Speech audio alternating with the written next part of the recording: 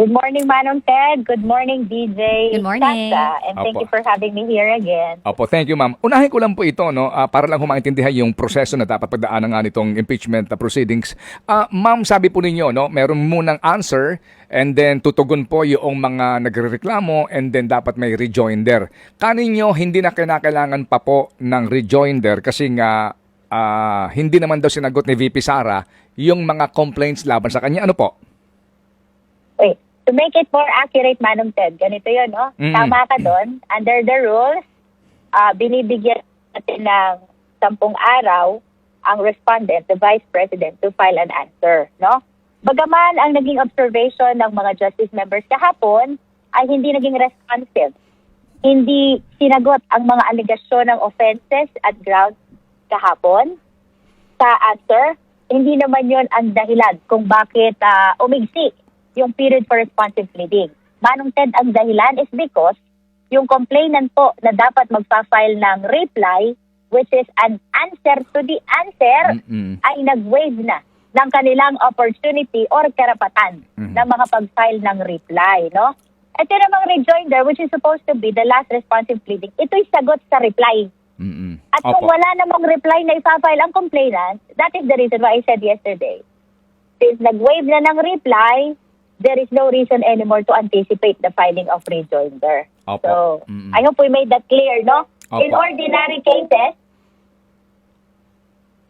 and then reply within 3 days, and then rejoinder for 3 days, within 3 days, no? What happened kahapon, after the receipt of answer, nag-file ng manifestation ang complainant, hindi na po kami magpa-file ng reply, no? And because hindi na sila magpa-file ng reply, there is no reason anymore to anticipate the filing of rejoinder. Opo.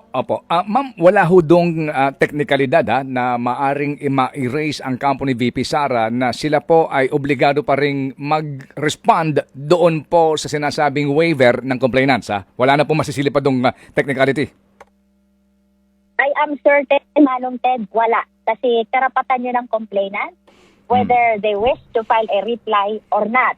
At naging malinaw kahapon sa kanilang manifestasyon na hindi na sila magpa-file ng reply, no? At dahil wala namang reply, wala ring dahilan para mag-file pa ang Vice President ng rejoinder. Okay. About the comment to the manifestation of waiver, that is a right of the complainant to waive. Kung sino ang may karapatan, siya rin ang may karapatang mag-waive. Just like yung sinasabi nating presence or participation ni VP sa hearing proper. Dumating siya or hindi, that is actually her choice. Pag hindi siya dumating, that will simply be considered as her waiver to be present. Okay. Ma'am, hindi ho ba ang mga grounds po para po sa impeachment ni VP Sara kasama yung unexplained wealth at saka daw po yung violations sa SAL-N, di po ba? That is correct, Manong Ted. Okay. Ang claim po ng kampo ni VP Sara, na dito po sa aligasyon na ito, wala ngang ultimate facts.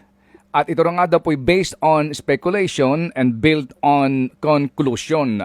Ano ho ang hawak ng komite based on the complaint na may nagpapatunay na totoo pong merong unexplained wealth ang BP at maging merong mga irregularidad sa kanyang SAL-N?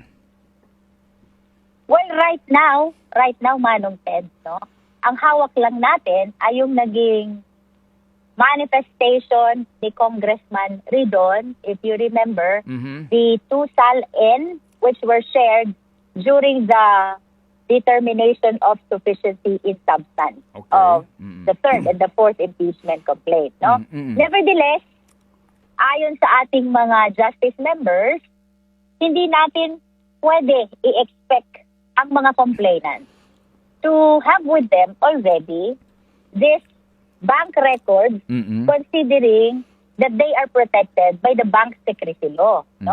As a matter of fact, maliwanag sa batas na itong impeachment cases, this is the only opportunity kung saan pwedeng mag-request ang complainant ng subpoena bank records. That is true, the compulsory processes power granted to the House of Representatives and even to the Senate. So, bagaman tama ka, Manong Ted, sa observation mo, na kulang sa attachment.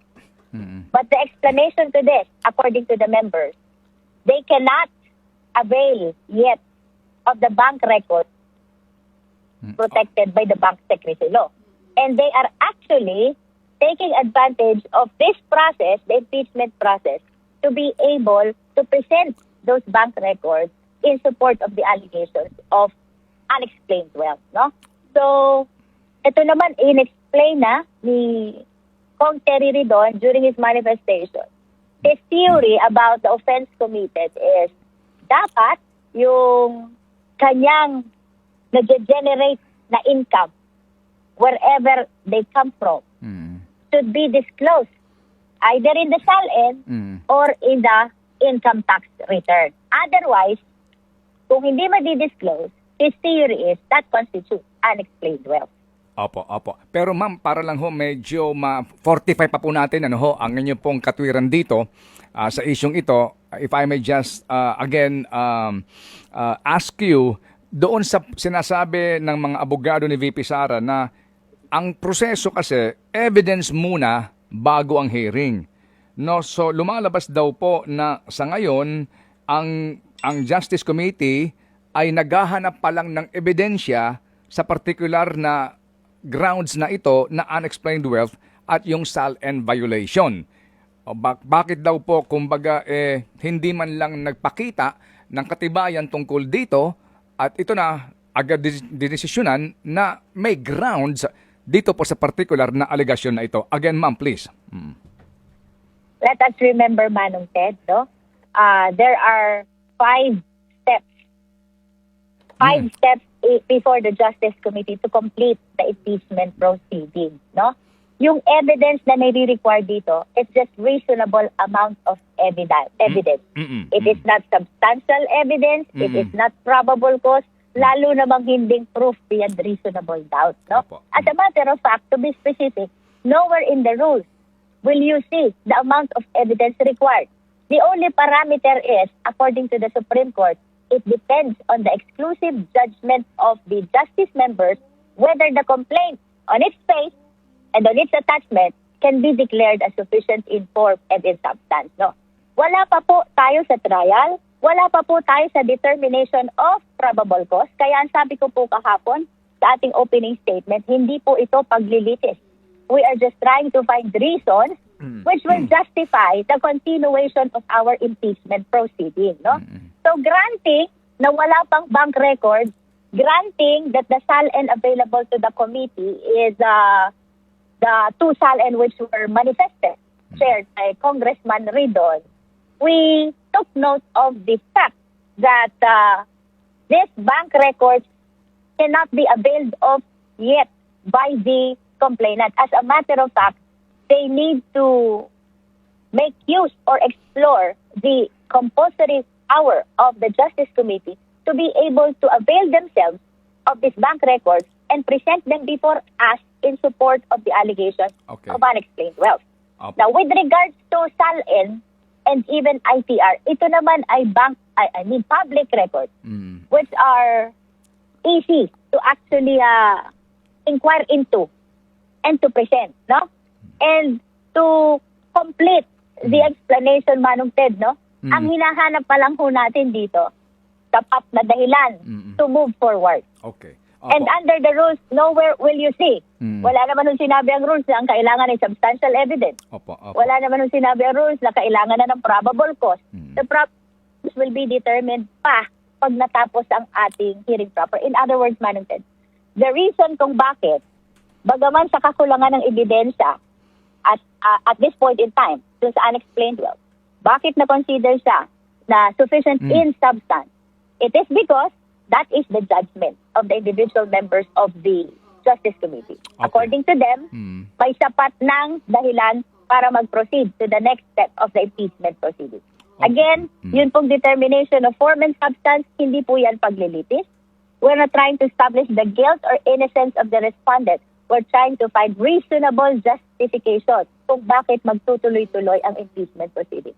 The same is true dun sa nangyari kahapon, Manong Ted, which is determination naman of sufficiency in ground. Mm-mm. Hindi rin yung paglilitis. Ang hinahanap natin, reasonable justification why we should proceed to hearing proper. No? Okay, apo. And the thing is, Manong Ted, ang naging observation ng mga justice members kahapon, sayang yung answer ni VP because it failed to respond directly to the allegations of offenses and grounds which could have convinced the justice members not to vote in towards the declaration of sufficiency in ground Okay. na sana na-prevent yung pagtutuloy-tuloy doon sa Okay. hearing proper. Sige po. So ma'am, inyo po na ipaliwanag na klaro yung 5 baitang na dadaanan po nitong prosesong ito. So ito pong susunod yung hearing ay pagpupulong, ito na po yung ika-4 na baitang, hindi po ba? Ito na po yung hearing. Tama po yun. Okay, sige. So, Tama po yun. Apo, sa hearing na iyan, Madam Chair, yan ba yung appropriate time para po may magmosyon? Ano bang kaparaanan para ho maglabas ng subpoena ducis tecum ang komite para po doon sa bank records at ilang pang mga kakailanganing dokumento para po magkaroon ng ebidensya sa aligasyon po ng ang unexplained wealth at irregularidad sa SALN? Yes. As a matter of fact, Manong Ted, pag binasa mo yung rules, pagkatapos ng Declaration of Sufficiency in Ground na nangyari kahapon, no, mag-uumpisa naman ang hearing proper. Mm-mm. At dito sa hearing proper, dito pinapayagan na ang Justice Committee to act on the motions or whatever request Okay. the parties may have in relation to the impeachment complaint, no? So, we place on record kahapon the fact na may natanggap na ang committee na this is a request actually, not a motion, a request for the issuance of subpoena of various documents, no? Mhm. To name some, ang kasama dyan yung documents from AMLA, Mhm. documents from COA, and even the documents from the Committee on Good Government during the inquiry back in the 19th Congress, no? Okay. This was headed by Kong Joel Sua during that time, no? About the petition naman, which we placed on record also, I was corrected in fact by Congressman Chaljoc, no? The petition was to invoke the protective custody of the HREP or the House of Representatives in favor of the witnesses, no? It is not necessarily transfer of custody, sabi ni Kong Chaljoc, no? It is an invocation of the power of the House of Representatives to take protective custody, and the transfer of custody is just one of the various measures na pwedeng i-consider ng House of Representatives. Opo. So, during the hearing proper, ito po iti-take up na ng committee. And since the committee is a collegial body, hindi po yan pwedeng desisyonan ng chair alone. Hindi po yan pwedeng desisyonan ng few members lang. In other words, it has to be with the consensus of the justice members, no? So kung wala namang mag-o-oppose, just like what happened kahapon, it can be considered as unanimously approved. Pero kung may mag-o-oppose, palaging ang ating resort is to divide the House or to proceed to vote. Opo. So sino po, ma'am, dapat dito ang kasi kaninyo meron ng request, no, dito po sa mga dokumentong ito. Sa hearing proper po, ito ho dapat idaan sa motion yung subpoena ho ba agad o request pa muna? Ano ho ba ang inyong naiisip po na posibleng mangyari po dito? Sa usapin po ng bank records, AMLAC records, and SALN.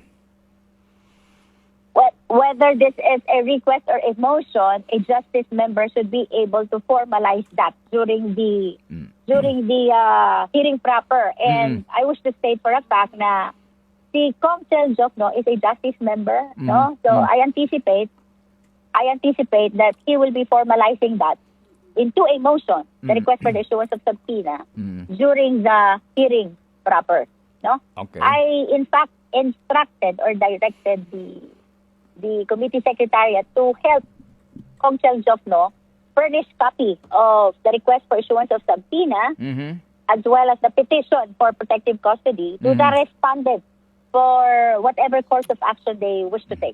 Opo. That's relevant nga kay Madriaga. And again, doon nga po sa sipin po nitong subpoena sa mga bank documents, bank records. Ma'am, kapag po hindi sumunod ang bangko sa subpoena po ng House, kung sakali man, ano pong, meron ho bang penalty ang bangko dyan?